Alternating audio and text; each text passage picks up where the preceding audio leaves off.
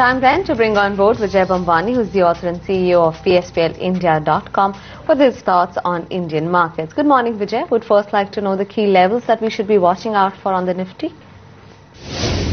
Where the market outlook is concerned, yesterday we saw a spinning top formation on the daily Nifty candlestick charts, which means the open and the close were fairly close to each other, even though the intraday high and lows were fairly spaced out from the open and close levels. That basically indicates the level of indecision in the market at higher levels, and the bulls will need to show proactive buying support to take the markets higher from here in the absolute near term. As far as intraday pivot levels are concerned, the Nifty spot has a bullish pivot at 5,710 levels. If the Nifty spot is to remain above this consistently, the primary target will be 5730 and a secondary target will be 5750.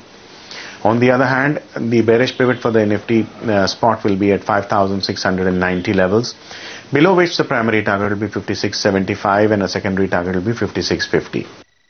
Vijay, hi, morning. Tell us about what's your opinion on the Realty index, which was powered really yesterday by DLF. The CNX real estate index has seen a speculative build-up because of a positive divergence on the daily candlestick charts. And there is a possibility of the next one or two trading sessions seeing some more upthrust from here, building upon the current up moves. The frontline counters, especially DLF in this space, is likely to be a beneficiary of the optimism in the real estate space. Where DLF specifically is concerned, the 258 levels on the upside will be a resistance in the absolute near term, which is incidentally a 50-day moving average resistance. And only a sustained breakout and trade above this threshold with high volumes will indicate a further extension of the rally thereof.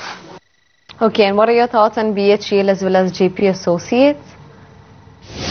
BHEL has seen a pullback rally that is likely to encounter resistance at the 190-192 band in the coming one or two trading sessions. The 174 level in the absolute near term has now been established as a near term support. As long as 174 holds, I think buying the dips for the next coming 2 or 3 trading sessions may be in order. JP Associates has seen positive divergence on the charts also on the daily candlestick charts. And the uptrend is likely to extend itself for the next 1 or 2 trading sessions.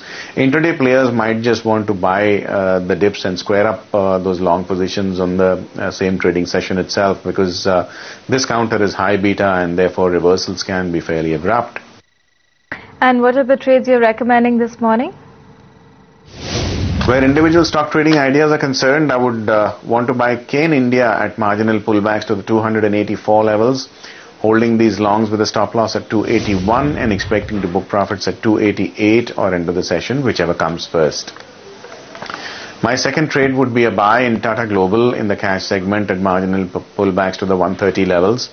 I would hold these long positions with a stop loss at 128 and expect to book profits at 133 or end of the session, whichever comes first.